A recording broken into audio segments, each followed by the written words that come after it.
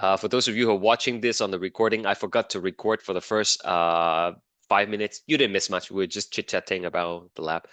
So we're taking notes for the metabolism lecture. This is not on your quiz, okay? This is not on the quiz, but it will be on the test next week.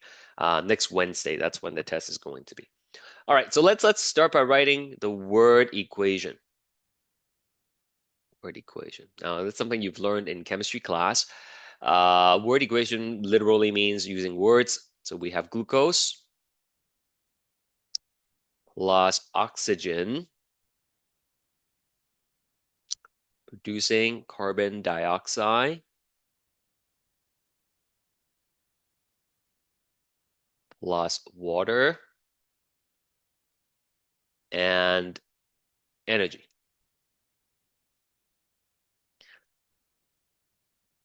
Now the chemical equation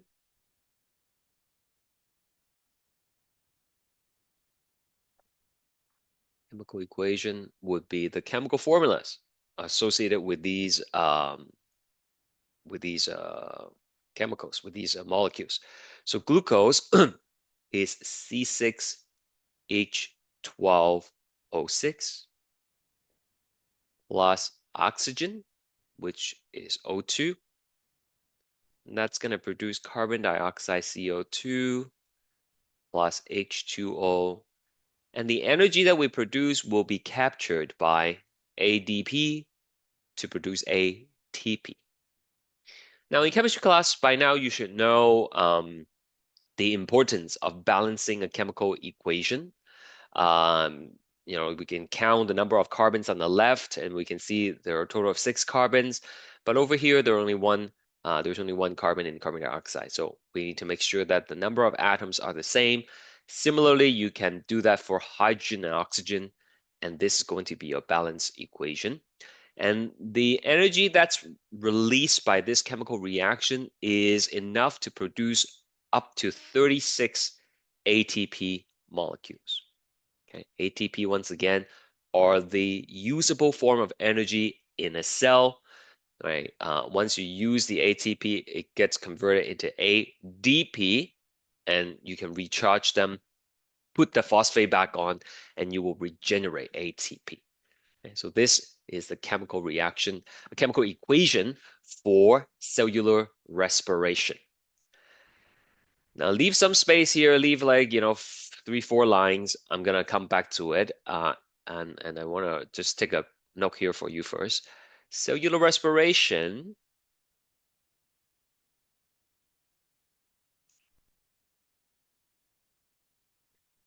is a type of redox reaction.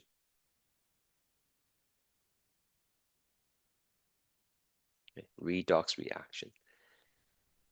In a redox reaction,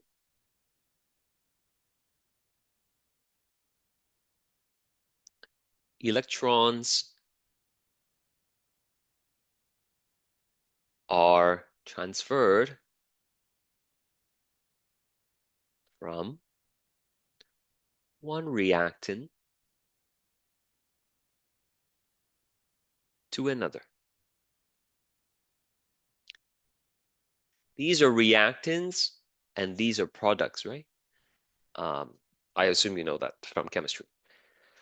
So in a redox reaction, we're going to be transferring electrons from one reactant to another.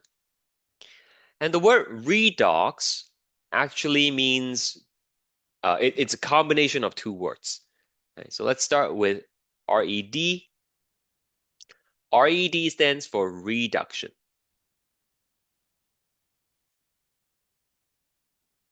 Okay, so a molecule is reduced if it gains electrons. I'm just going to do electrons like that because we're going to be writing the word electron many times. And I'm lazy, just going to write like that. So whenever it picks up an electron, we say the molecule is reduced. The ox in redox is oxidation. Oxidation. So a molecule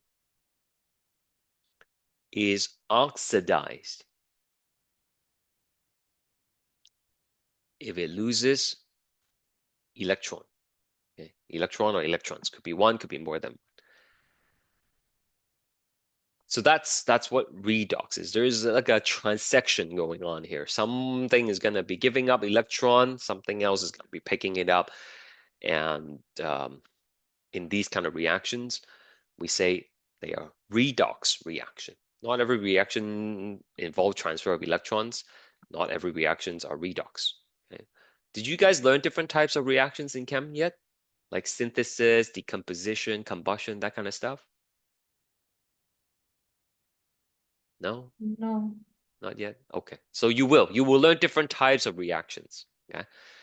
Redox reaction is a type of reaction that involves transfer of electrons.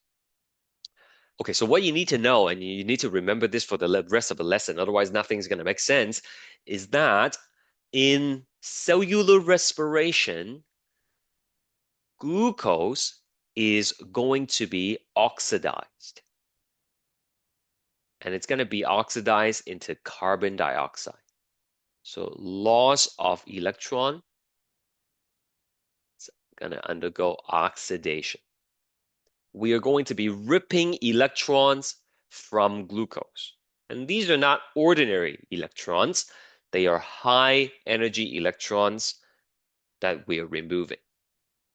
Right? And when you remove enough electrons from from glucose, eventually it will become carbon dioxide.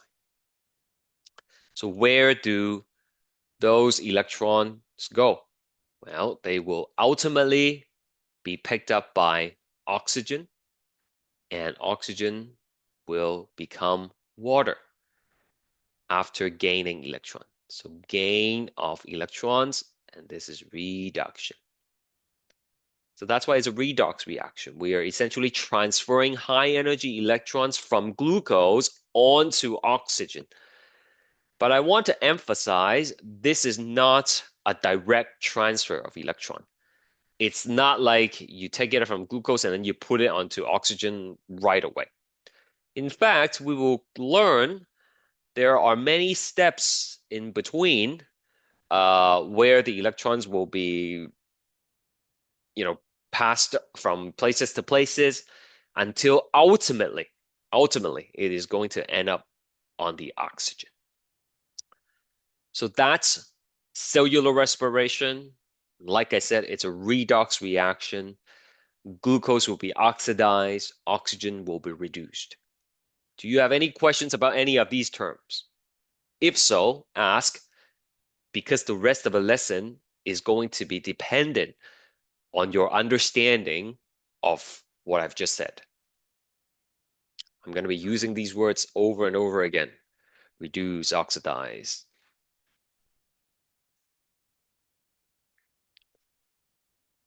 Okay, that's good if you don't have any questions.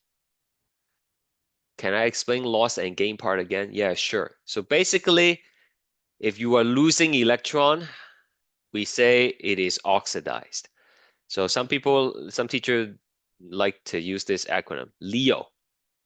Okay? Loss of electron is oxidation. And then GER, gaining electron is going to be reduced. So depending on whether the molecule is picking up extra electrons or giving up electrons, they would either be reduced or oxidized. How do I know which one is oxidized, is which one is reduced? Okay, you don't, unless I tell you where the electrons are going. Okay, and in this particular reaction, like you wouldn't know until I've told you, right? That glucose are oxidized and oxygen is reduced. Okay, look at me. You can tell by doing chemistry stuff, but that's beyond the scope of this course. Okay. Short answer to your question. If I give you an equation, unless it's this specific equation, I wouldn't ask you whether this is reduced or oxidized. Does that answer your question, Samuel? Or Are you asking me something else? Yeah, okay, great. All right. Now, we'll come back to this in a second, this redox oxidation concept. Now, for those of you who are just joining us, okay, I'm not doing the PowerPoints today because, like I said, the stuff is really complicated, so I'm just writing notes. If you missed the beginning note, just get it from the Luminate platform later on. All right, so we're gonna put next. We're gonna look at stages of cellular respiration, the main process by which energy is produced in our body. So on the right side here, leave some space. I'm gonna put the name of the stages here, but on the right side, I want you to draw your best looking cell. Is there a question? I heard someone unmute their mic. No? Okay. So what is this organelle that I'm drawing right now? You better know. It's on your quiz. Mitochondria. Excellent. This is the mitochondria. Of course, this is not to scale. Okay. And out here, what do we call this space? Cytoplasm. That's it. Thank you. Cytoplasm. So cellular respiration, even though we wrote it as a single equation, glucose plus oxygen produces carbon dioxide and water, it actually happens in multiple mini steps. And these steps can be grouped into 4 distinct stages. 1, 2, 3, and 4. The first stage is called glycolysis. Just write them down first. Okay, don't worry about what they mean. I'll explain later. Okay, glycolysis. Second step is pyruvate oxidation. They have really, unfriendly names, but they're just names.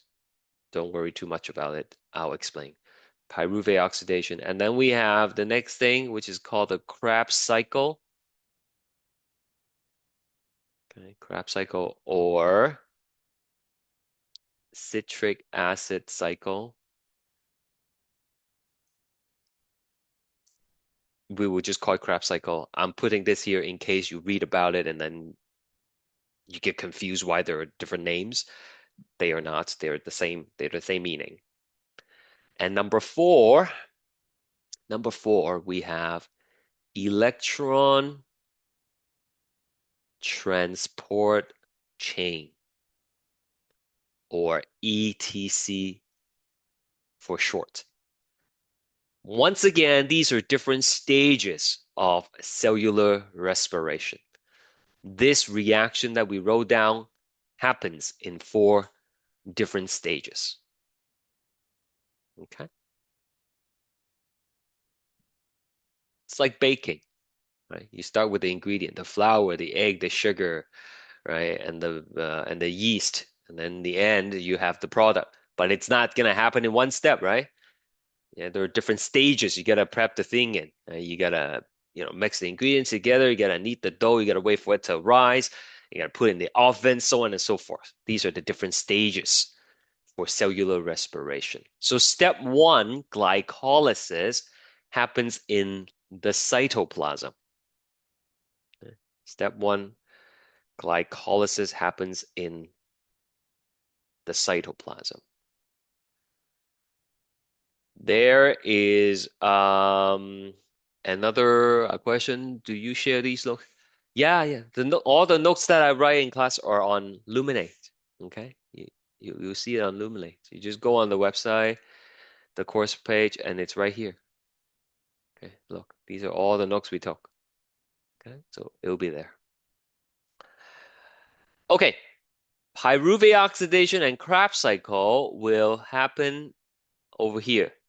What do we call this part of the mitochondria? Anybody remember? Thank you. That is the matrix. And finally, the electron transport chain, number 4, is going to happen in the cristae. the foldings, right? It's not really showing up, but right there, 4.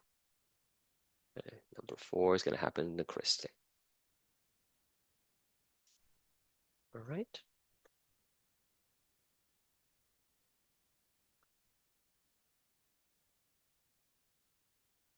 Now, what's going to be happening is from the first three stages, glycolysis, pyruvate oxidation, and Krebs cycle, we are going to be removing high energy electrons from glucose.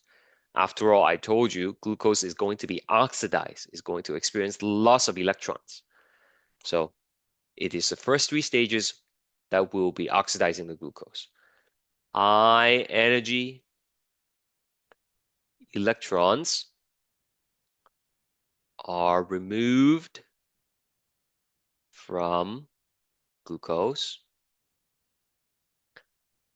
And then these high energy electrons will be transported to the ETC. Right? These high energy electrons are used in ETC to produce lots of ATP. Okay? So we harness as much electrons as possible from first three stages, and then we're going to take these electrons to the ETC, and we're going to use them to make a ton of ATP. Okay? Depending on the time today, we probably will only be able to do stage 1 and stage 2. We'll see. We'll see. Any questions so far?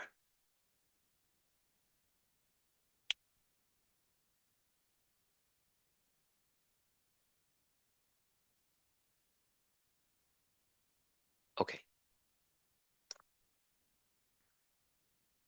Gonna do another section here. We're gonna do electron carriers. That's the next thing. And I'm gonna put the stories together for you.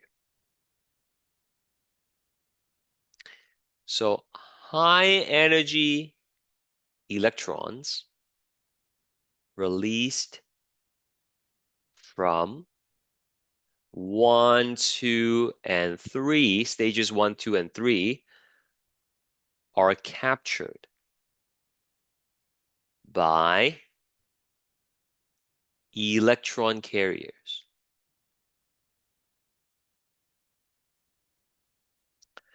There are two types of electron carriers that we use in cellular respiration.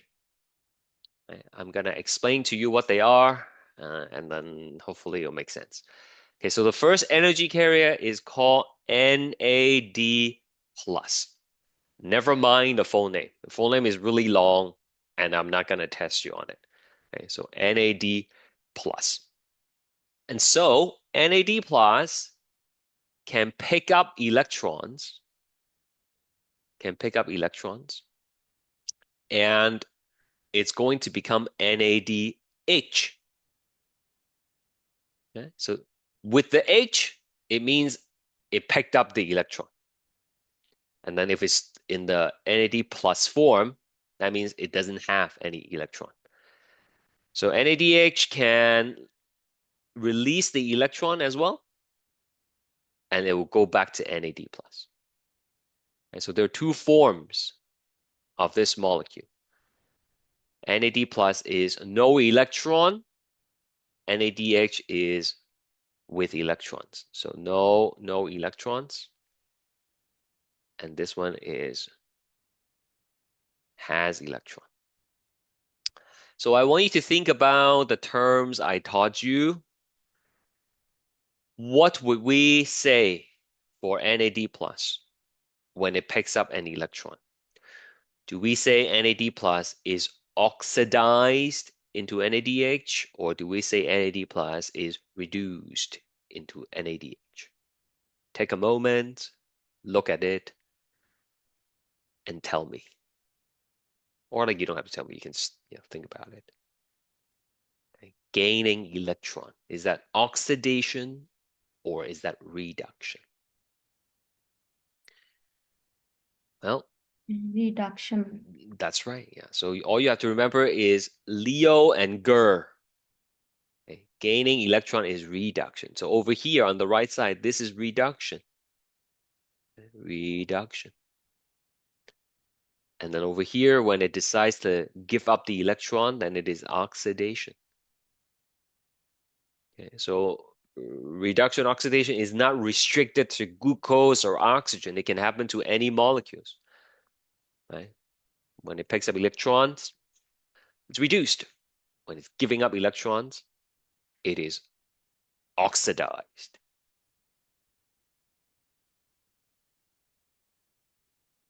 Okay? Now that's not the only electron carriers or in the body. We have another one which is called FAD. Okay? There is no plus this time. Don't ask me why. It's just the way it is. And then it's going to become FADH2. This guy has two hydrogen. So this one is adding electrons.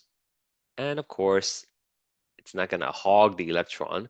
It will let it come out and switches back to FAD. So this is, again, no electron, and this one has electron. Again, when you pick up electrons, we say reduction. And then this one is oxidation. So where are they picking up the electrons? They are picking it up from stage 1, 2, and 3 of cellular respiration. Can someone tell me where are the electrons going to be taken to? Where are we taking the electrons to?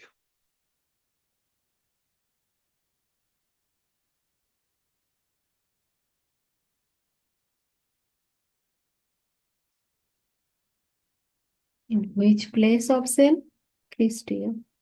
Oh, yeah, to the cristae. And what's the stage called at the cristae? Do you remember? ETC. That's right. So high energy electrons released from 1, 2, 3 are captured by electron carriers. The electrons are taken to the ETC for ATP production. Now, if you have trouble understanding this, let me give you an analogy which might help you understand a little bit better. You don't have to draw this, you can just watch, okay? So think of people going on vacation, I guess, and then there are like different hotels. This is hotel number 1. This is hotel number 2. Okay, and then this is hotel number 3. Okay. And at the end of their vacation, people need to go home. And to go home, they need to go from the hotel to the airport. Right? This is an airplane. Airport. Now on vacations, like you usually don't drive your own car. So what are you gonna do? Well, you're gonna have to wait for a taxi or a shuttle, right? So the shuttle right here is like the energy carrier. It's like the NAD plus or FAD. The people are the electrons. So the shuttle is gonna drive over here. Okay, it's empty right now. So before Uber and all that, if you want to order a taxi, they have a sign on top that tells you whether it's occupied or not, right? So right now it's empty. Okay, this would be in the NAD plus form. But when the people get on to the car, then the light goes on, occupy. It switches to NADH mode, right? Or FADH2, depending on what kind of taxi you're driving, right? You're getting onto. And then it's gonna drive them to the airport, and then at the airport, these people are gonna hop off. Okay? And what's going to happen to this empty taxi now? Well, it's going to go back to either one of the hotel, could go back to hotel one, two, or three, pick up more passenger, and it just goes back and forth and back and forth. Do you understand? That's what the NAD plus and FAD are. They are basically shuttling surfaces for the electrons. Okay, and it's just going back and forth. And depending whether it's occupied or not, depending whether it has picked up the electrons or not, it's going to be either in the empty form, NAD plus or FAD, or if it's in the occupied form, it's going to be NADH or FADH2. Is that okay?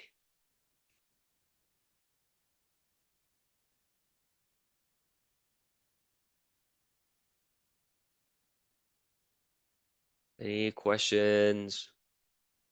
Remember, there are no bad questions. If you have questions, someone else probably has the same question. So just ask me if you do. Okay. All right. Now, these energy carriers are not identical to each other. Okay? It turns out each NADH carries enough energy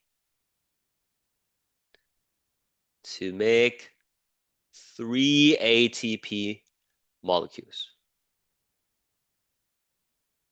Okay? Remember, the electrons are high in energy, right? So I'm kind of using electrons and energy in an interchangeable manner for what we are talking about. So each NADH can carry enough energy to make 3 ATP molecules. However, each FADH2 carries enough energy to make 2 ATP molecules only. Okay, and I want you to remember this. Remember this. Okay? Because we are going to be relying on these numbers to do some calculations. Just give me a moment. I am looking at the PowerPoint slide. I'm looking for the question I want to do with you. Okay, there we go. I just gotta copy this guy over.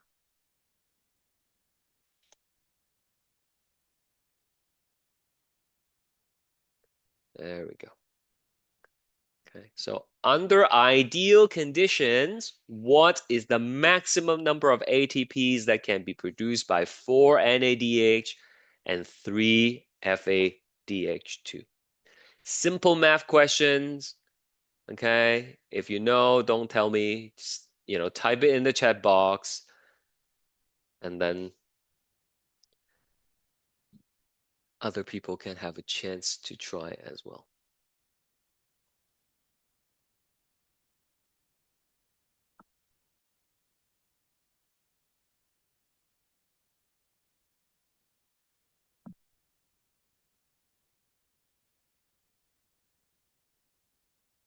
All right, I have some answers coming in. If you have it, feel free to type it in the chat.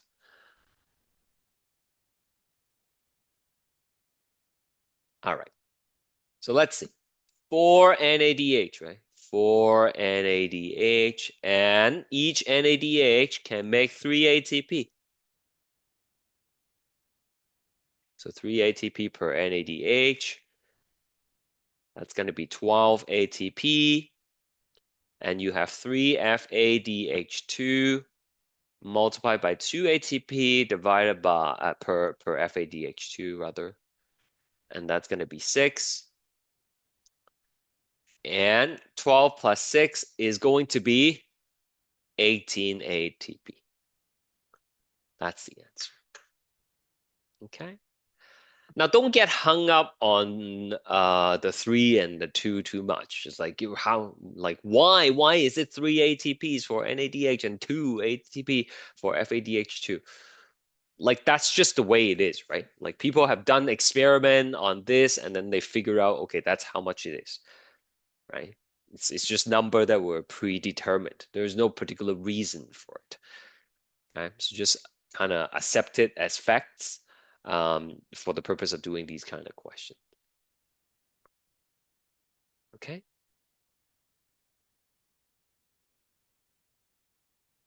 Everybody still with me? Yeah. I know I just asked you 2 minutes ago, but just want to make sure. Okay. We've done setting up the stage now. We know that reaction is a redox reaction that involves transfer of electrons. We know where it happens for each stages. We also know we will be ripping high energy electrons, capturing them with NAD plus or FAD, and then we'll take them to ETC and produce ATP. Next, I'm going to give you another note on ATP production. There we go. ATP production. Two ways for producing ATP in cellular respiration.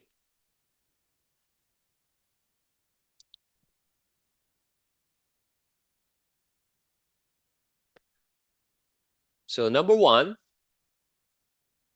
the first method of producing ATP has a really long name. Okay, it's called substrate level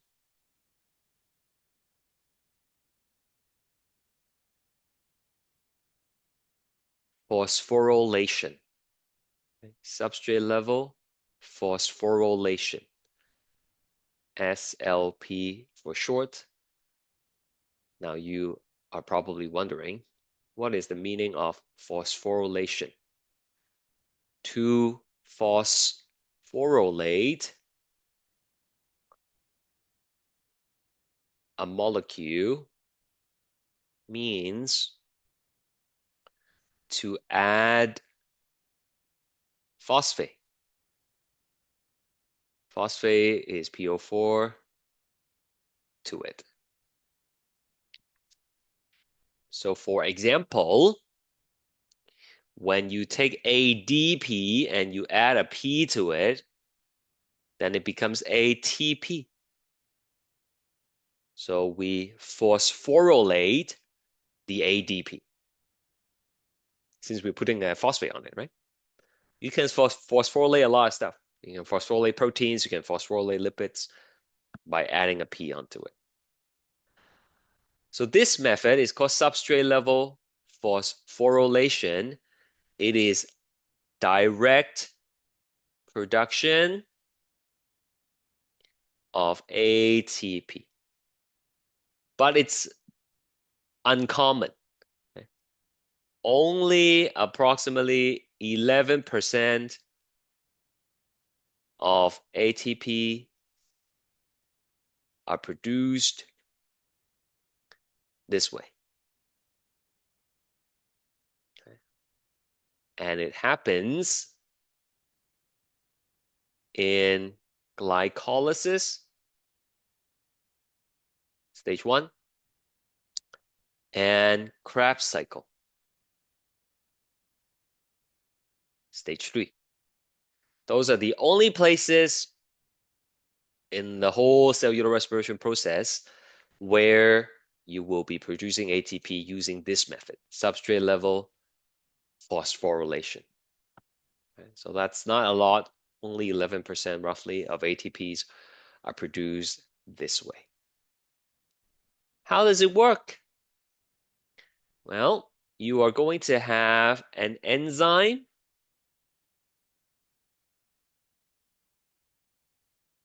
Okay, this is an enzyme. Enzymes are proteins that catalyze chemical reactions. They speed up chemical reactions by lowering the energy requirement. And what you need in this case is you are going to need a donor molecule. Okay, so this donor has a spare phosphate. Okay, so this is a donor or fuel molecule. And it has an extra phosphate. It doesn't mind giving it up. And the other slot on the enzyme, we're gonna fit ADP onto it.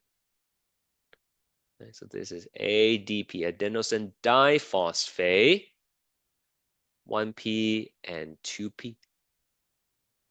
So essentially what happens is the enzyme transfers the phosphate from the donor onto ADP and generating ATP.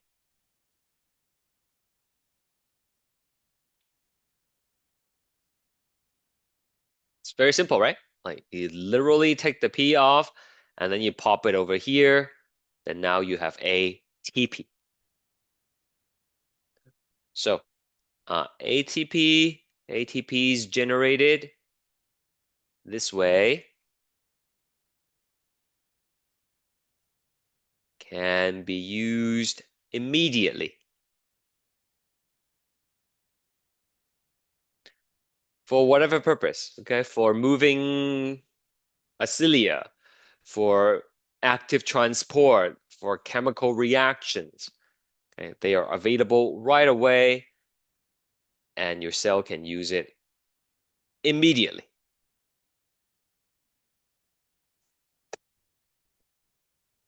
That's the uncommon method of producing ATP. Any questions?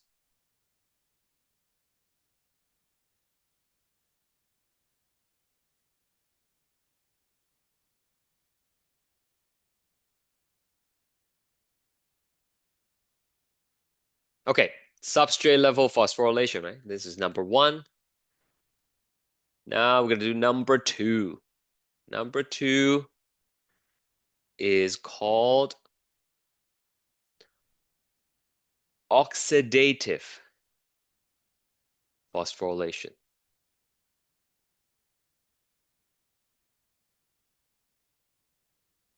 Okay, so this happens at ETC, stage 4, high energy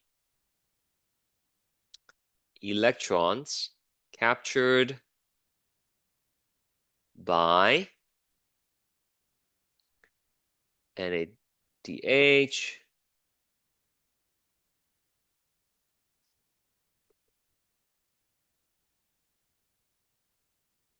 captured in, I guess, in NADH and FADH2 will be used to generate approximately 90% of the ATP in cellular respiration.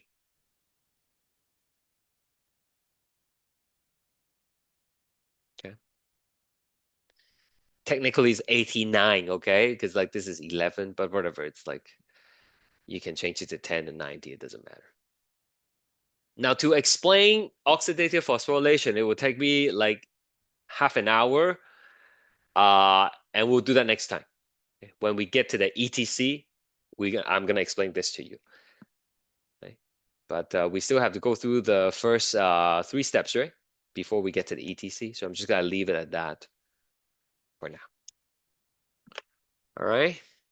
So quick recap. What are we talking about? We are talking about cellular respiration. In cellular respiration, we are burning glucose for energy. Okay? Burning glucose to make ATP. There are different ways to make ATP.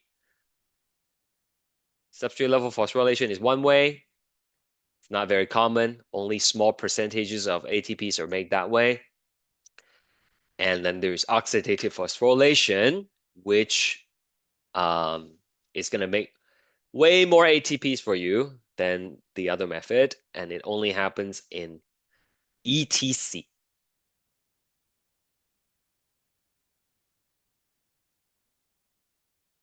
Any anything else you want to clarify? You want me to clarify before I move on with the notes?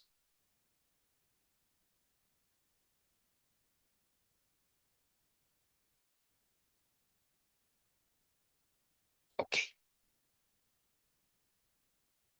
So the next part, we are going to be talking about glycolysis. So stage one, glycolysis.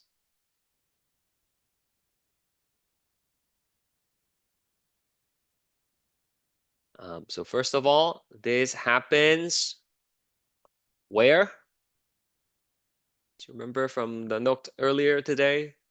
Where in the cell does glycolysis happen in? That's right, happens in the cytoplasm. I'm just reading answers from the chat, okay? Sorry. Happens in the cytoplasm. And this particular step does not require oxygen. For that reason, we call this anaerobic. Anaerobic. No oxygen required. Opposite of anaerobic is aerobic. Okay, so it does not require oxygen. Glyco means glucose. Lysis, we learned from before, means to break. So glycolysis means breaking glucose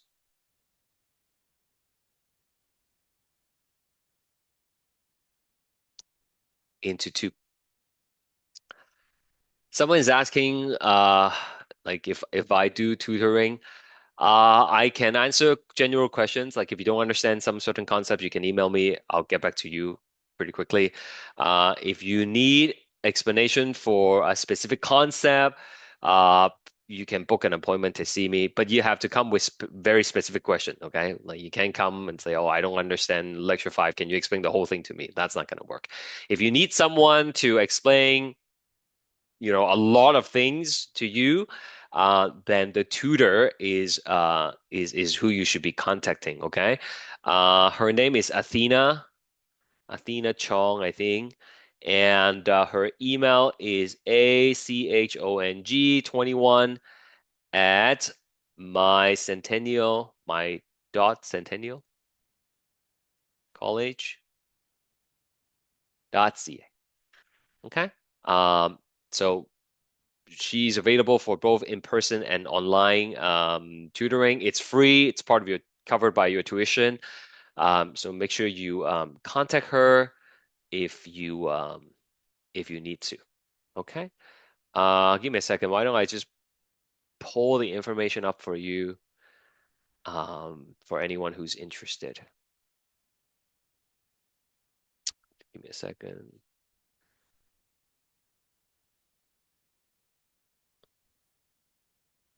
Right there. That's her contact. Okay. You guys can take a picture of that uh, and just email her. Okay, she's gonna tell you how to book the appointment. All right, I'll put it in the notes as well in case you need it. There you go. Okay. But of course you can email me questions as well. And if we cannot get it resolved over email, then you can book an appointment to meet with me virtually. All right. Okay, back to this. Glycolysis, glyco is sugar, and lysis is to break. So essentially, glycolysis is breaking of glucose into two molecules of pyruvate.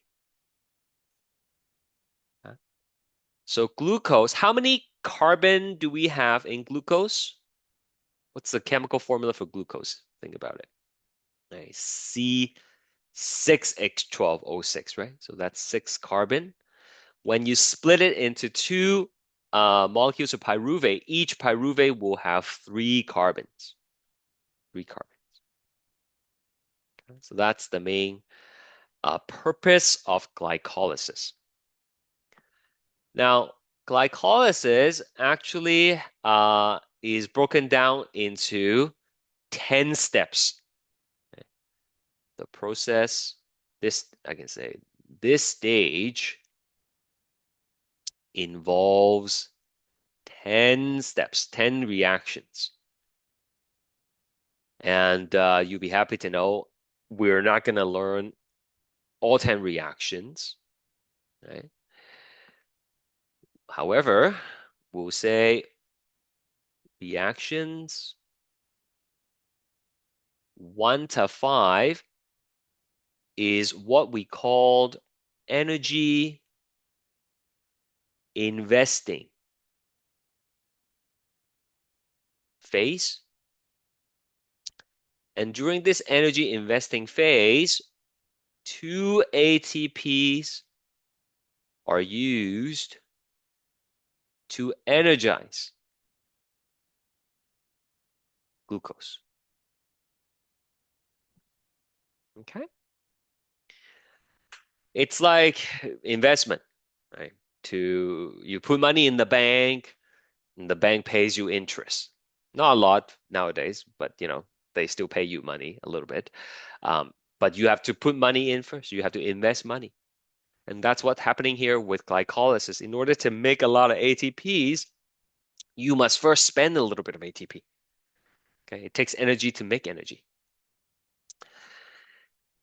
And the remaining reaction, 6 to 10, that would be energy yielding phase.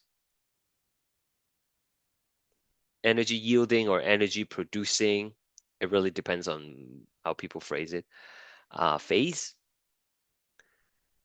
And in these reactions, you actually will get 4 ATPs are produced by substrate level phosphorylation, which is that uncommon method that I showed you earlier with the enzyme over here, right? Transferring a phosphate from a donor to ADP. We're going to do that right here in the energy yielding phase. You're going to make 4 ATPs. In addition, high energy electrons are released and captured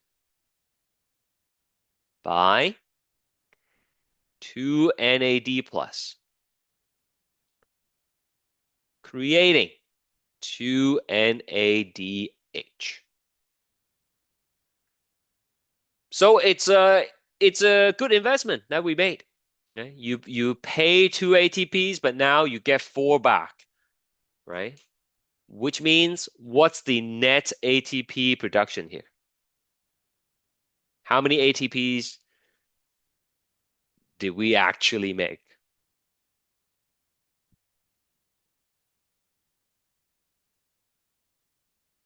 If you pay 2 ATPs and then you get 4 back, how many did you actually produce? 8. Really? Let's try that one more time, maybe. If you give me $2 and then I give you $4 back. No, Yeah. the next one, high energy is 2 Oh, you're talking ADP. about this one? No, no, I'm just talking about Oh, ATP. yeah, yeah. Yeah, yeah. 2, 2. Two. Very good. Okay. So 2 ATP. Net production is 2 ATPs. Now these guys, these NADH, they are not gonna be immediately making ATP yet, right? I understand why you say 8 now. Okay. So that you were thinking, oh, these things will go to the ETC and then it will, times 3, right? And make ATP. We'll worry about those later. Okay. So this is gonna be used for ATP production later at ETC. All right. So not too bad. We've recover our two ATPs, and then we make two more. That's 100% growth, right? It's so you invest $2,000 and then you get $4,000 back.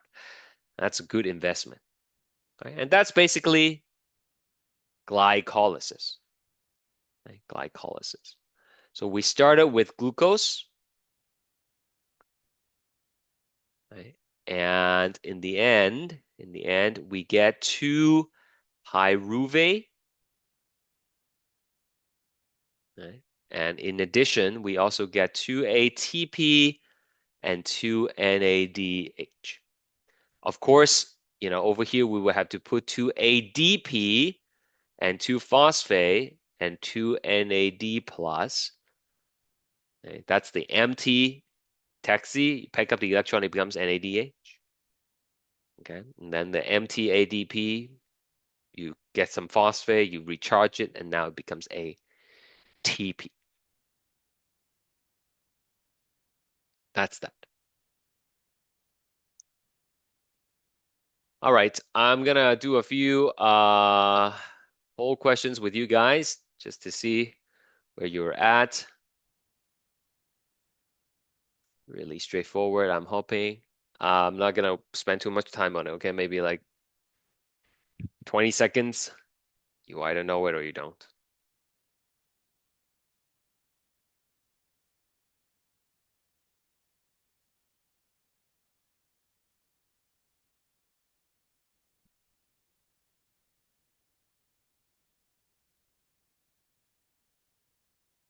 Okay, good. The answer is 2 ATP. Very nice. Okay, next one.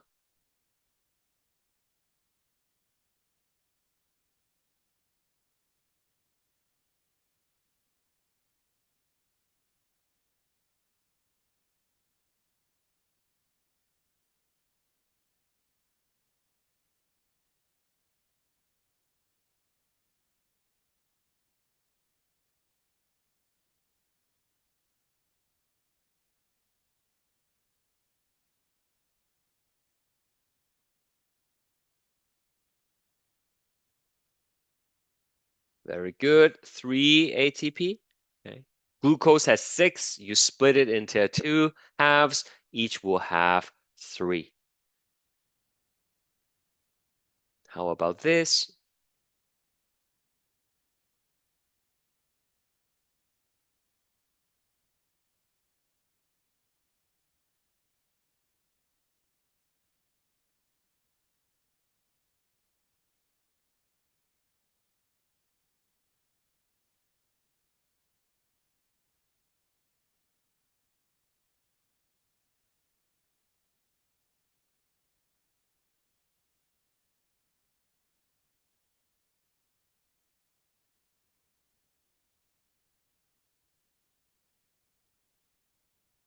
Okay, now this one is a little bit challenging, right? Okay, let's take a look at what the right answer is and more importantly, why.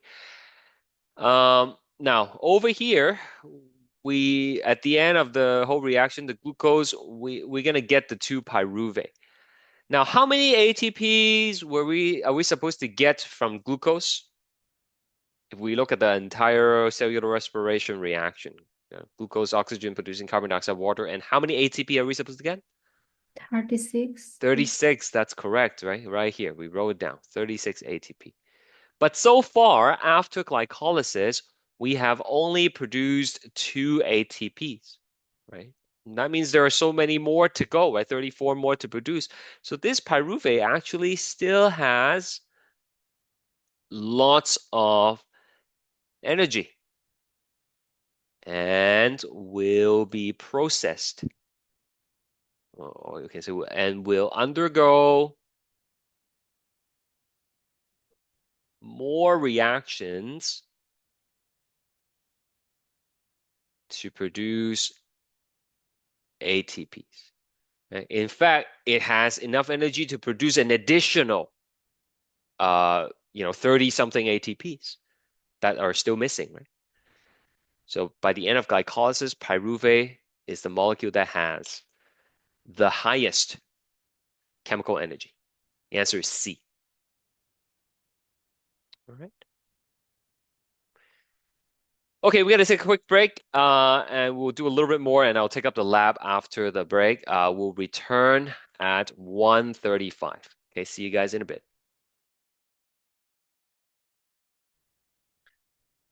All right, that was 5 minutes. Let's keep going with the notes here.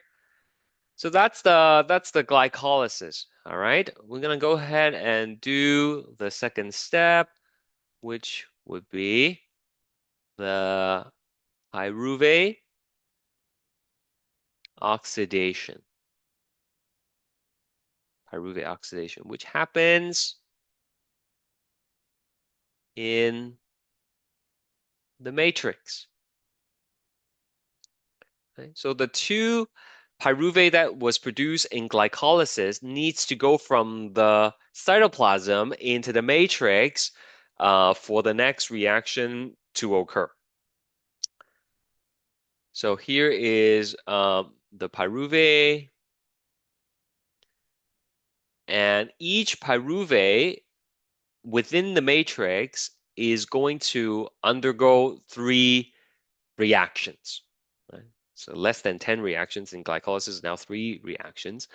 So number one, we will be remove removing a carbon dioxide from the pyruvate. So pyruvate has three carbons, and after you remove a carbon dioxide, it would only be left with two carbons. Now, the name says pyruvate oxidation, and oxidation means you're removing electrons. So anytime you remove electrons, something has to come pick them up. And in this case, it would be the NAD plus.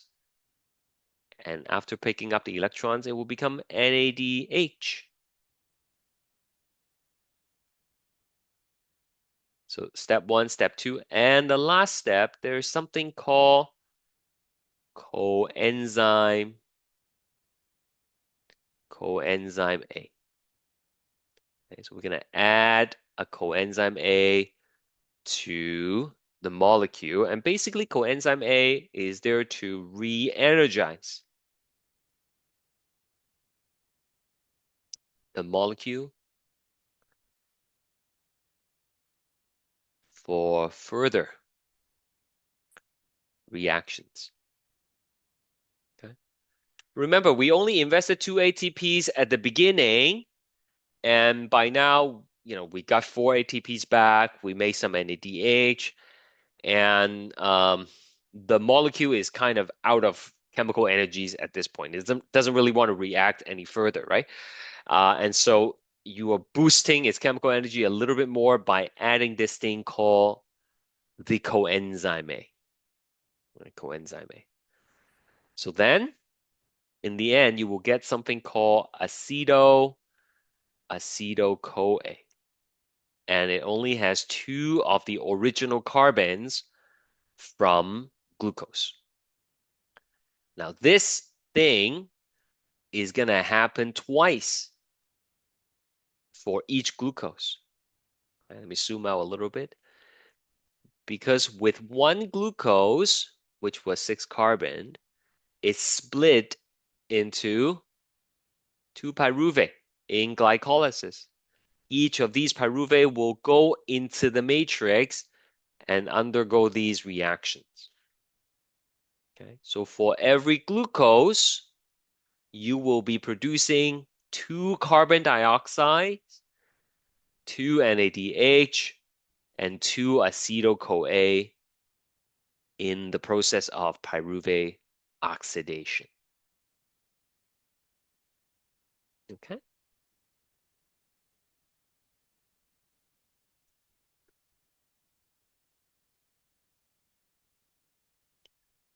Now, these acetyl-CoA has just been freshly energized by the coenzyme A. So now it's ready to do more reactions. And the next reaction will be stage three, which is the Krebs cycle. But I think I'm gonna stop there for today, because like you still have to do the quiz for my class, and I want to spend some time to take up the lab with you as well, because the lab is on your test next week also.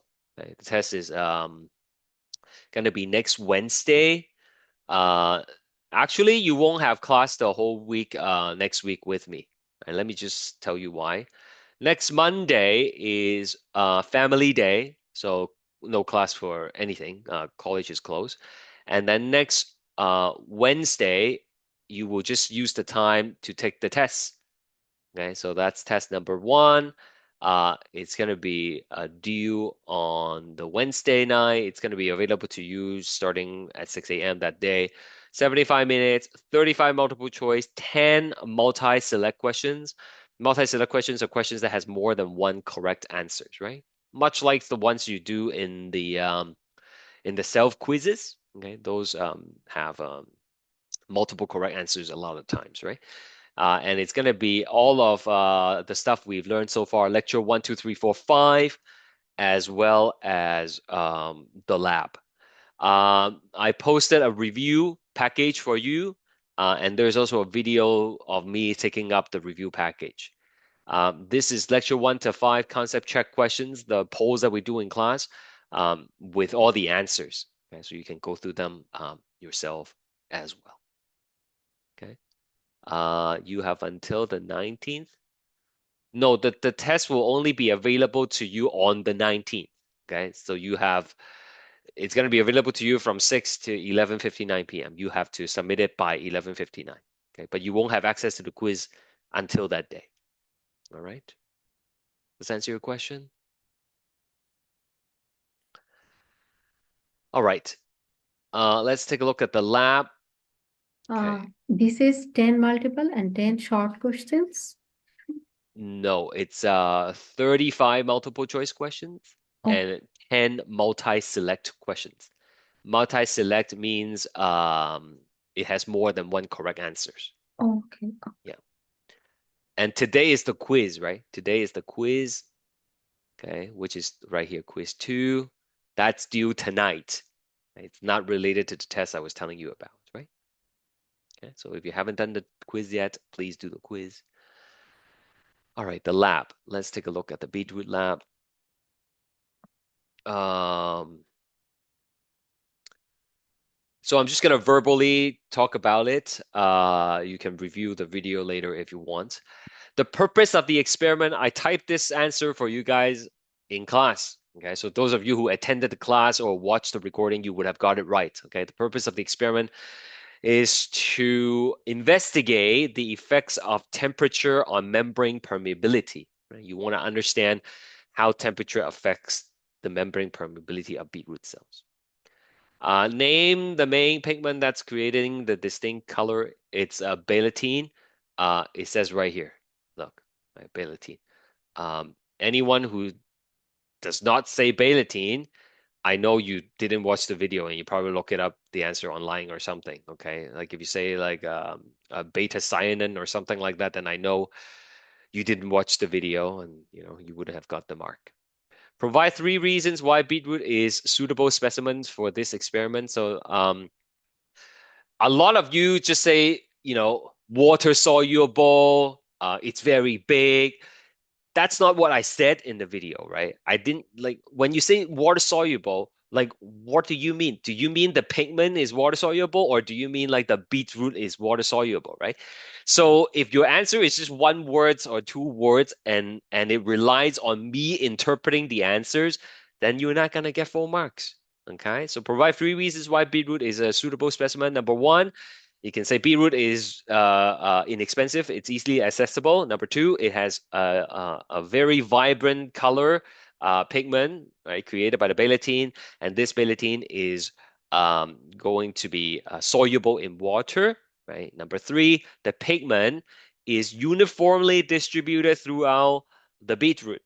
Okay, you don't want to have a specimen where the pigment is very concentrated in one part and then very diluted in another part. That's definitely gonna affect your results, right? So beetroot is not like that. Beetroot is very uniformly distributed.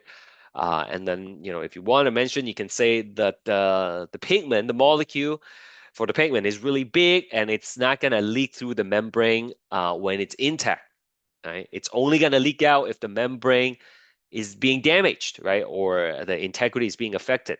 Right? So that's important because if the dye is going to naturally leak out from the specimen, then we cannot tell whether it's the temperature that's causing more color to leak out or like if it's naturally going to leak out, right? So those are the three reasons. Independent variable and dependent variable. We are doing the beetroot experiment. So the question is asking you about the experiment. The video over here is just, it says help for this question. It's just in case you forget what independent and dependent variables are, right? So like some of you telling me the independent variable, dependent variable, it's like the cow and the milk yield. That's not correct. It's asking you about this experiment. I remember someone asking this question during class last week, right? And I specifically said the questions are always related to the lab and not the help video. So the dependent variable in this case is the membrane permeability um, measured by the color intensity or the green light absorbance, whereas the independent variable would be the temperature. Okay, so you can go through this video again. You might not be able to write down everything because I'm going through them relatively fast, but you should write them down later on for studying for the test next week. Which beaker is the control of the experiment? The control is the room temperature beaker, room temperature. A lot of people say 0 degrees. There is not even a 0 degree beaker here, right? Some of you say the one with low pH, high pH. I don't know where you got the answer from. Okay, the correct answer is room temperature. And many of you only answer part A and forget to answer part B. Part B asks for the purpose of including a control. We talked about this in lecture one. The purpose of having a control is to create a reference or a baseline to compare other treated groups with, okay, so that you know what normal looks like, right? Next one, list 3 safety precautions. Right, so again, many of you is missing the answer here. Um, the safety precaution has to be related to the labs that we are doing, right? Some people are saying handle the bacteria carefully. What bacteria? We are doing a beetroot experiment. There are no bacteria involved. Okay. Some people say watch out for the acid. Again, there are no acids. Right. The answer has to be related to the beetroot experiment. So in this particular experiment, you have to be careful with cutting things. Right. Handle the knives and with care. The core, take care not to cut yourself.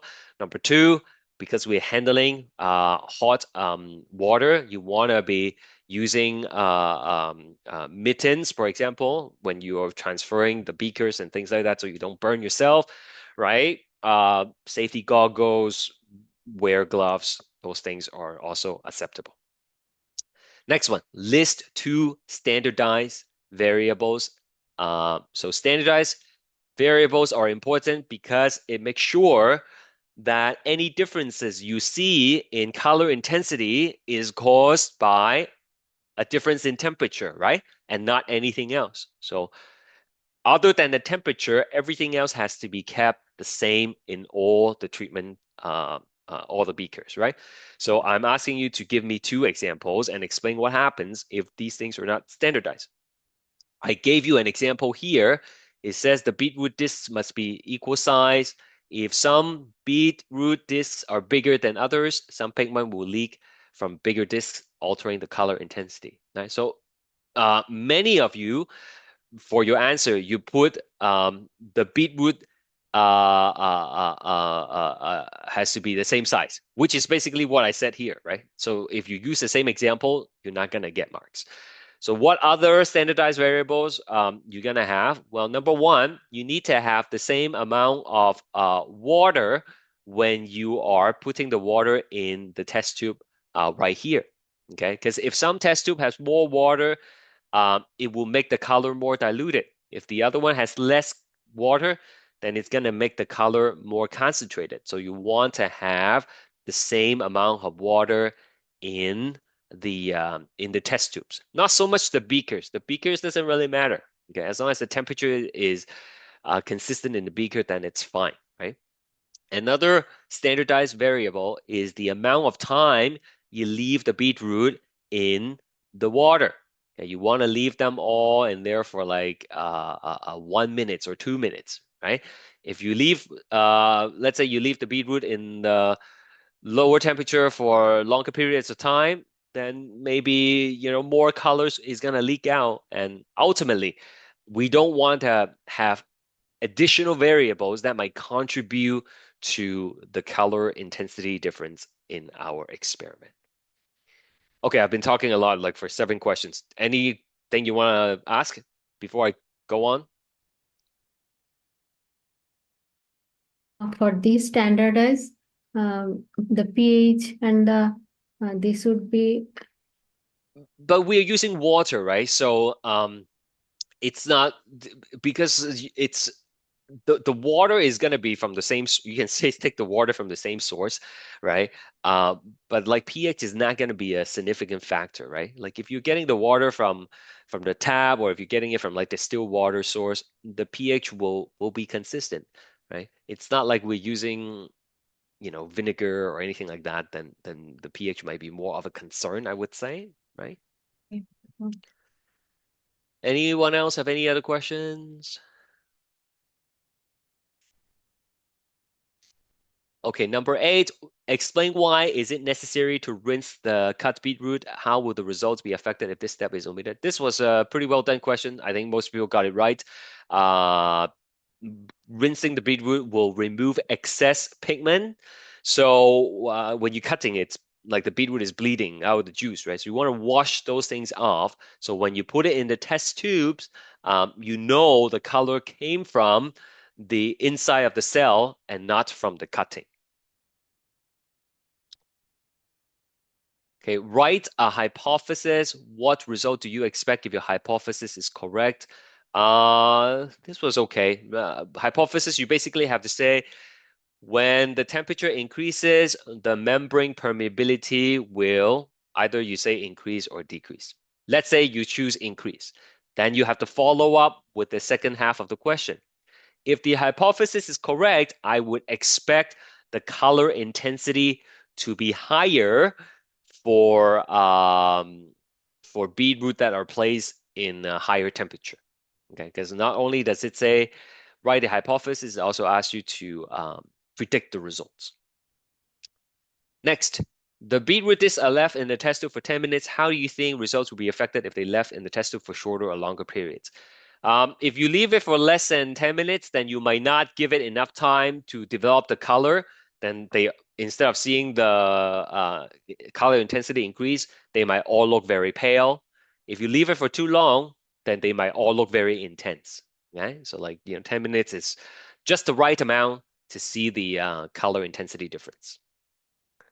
Write down your observations. All you have to say is, looking at the results, the color is more intense at higher temperature.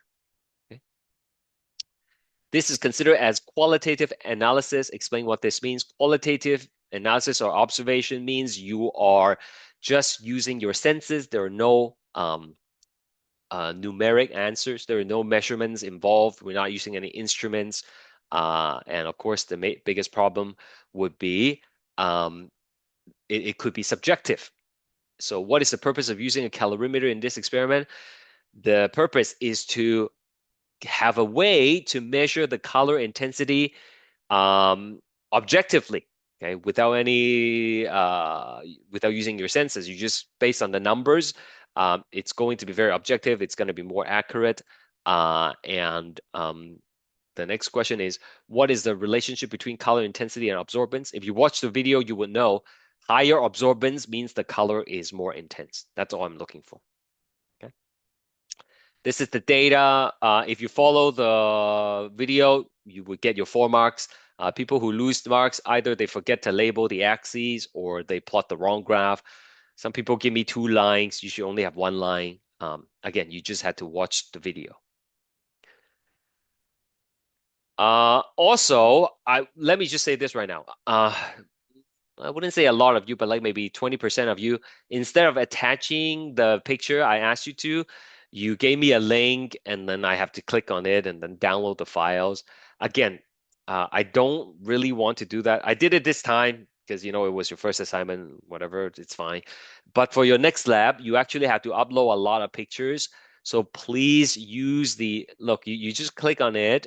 Oh, I can't do it here, but then you will be able to. You can click on it and then you click the attachment button and you'll be able to upload images. Okay. The next lab is about microscopy. You have to take a lot of screenshots and things like that. And you have to upload your calculations.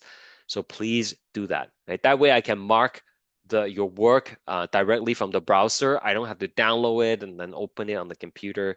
It's just, much easier for me if you upload it, please. Okay, refer to the line graph you created. At what temperature does absorbance peak? Do you expect the peak absorbance to be the same for different plants?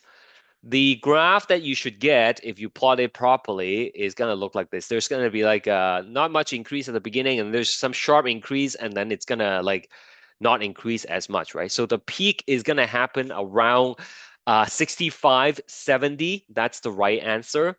And would you expect this to be the same for all the cell membranes of other plants? The correct answer is no, because in class, I try to tell you that different cells have different membrane composition. Some cells might have more saturated phospholipids, others might have more cholesterol or less cholesterol. So all these different components is going to determine at what temperature is it going to completely unravel? Okay. And um, and so, something that has less cholesterol is probably going to have a higher boiling point, melting point rather, and then it's not going to reach the peak until much higher temperature. Refer to the line graph you created. What do you expect the percent absorbance to be if we go to 90 and 100 degrees? So over here, if you look at the data at 70 and 80, it's already quite high. Many of you say at 90 and 100 degrees, it's going to reach 100% or even beyond 100%. First of all, it's not possible to go beyond 100%. Absorbance maximum is 100%. But from the graph, you can see it's starting to plateau, right? Actually, at this point, the entire cell membrane is completely um, broken apart. So even if you heat it up further, you are not going to be able to get more pigment leaking out. So the correct answer, and many people actually got this right. The correct answer for this question would be you would expect to see very little changes beyond 80 degrees. Right? And again, the reason is because the cell membrane is mostly broken down already. Someone's asking me for the question, for the answer for question number 8. Please watch the recordings afterwards, so that way you can jot down the answers slowly. Okay, 16. What is the conclusion? All you have to do is say, based on the experiment, the results, based on the data, the conclusion is that higher temperature causes the membrane to become more permeable. Do you accept or reject your hypothesis? So you say you accept because your prediction was correct, or you reject it because your prediction was incorrect. So I am not marking you based on whether your hypothesis is correct or not. I am marking you based on whether you know when to accept it and when to reject it. Okay. 17, suggest 2 reasons that explain how heat affects membrane permeability. Almost everybody got this right, okay? Number 1, more heat means the molecules are moving faster, and then there are more gaps between the phospholipids, so the pigment starts to leak out. And number 2, at very high temperature, the membrane is going to, the protein is going to denature and unravel, and that causes the whole membrane to just basically melt apart. This one we talked about in class last week. When you freeze the beetroot, the ice crystal is going to damage the cell membrane and it's going to poke holes in it. So even after you bring it back to room temperature and thaw it, the cell membrane is already completely damaged and the dye is just going to leak all over the place. Okay. So that is the lab. I know I went through it fairly quickly, but you can watch the recordings again. There are only a few questions, I think 4 or 5 questions on the test that is related to the lab, and they are pretty straightforward questions. Okay, if you've done the lab, if you know listen to me explain it right now, you probably will be okay for the lab. Don't be discouraged. I know some of you probably are not too thrilled with your lab mark, but like I said, it's only 10%, and there are still a lot of ways to boost your mark up for the rest of the course. So don't be discouraged. Uh, I just got two, you said two questions wrong, but still, yeah, but like you don't know if you actually got two questions wrong, right? It has the base on like when I mark it, right? Like the way that you say the question, the answers, and the way that you present it might not it might sound the same to you as the way I explain it, but when I mark it, right, it might it might not be the same. So that's why um, there will be some discrepancy. I can take a look again, okay? Like, and then if I find anything wrong, I'll email you. Anyone else have other questions, comments? All right, that's it. All the best to your labs. Sorry, to your quiz today, right? If you haven't done it, and I will see you all on Wednesday to finish up lecture 5. Okay. Have a good one, guys. Take care. Bye bye.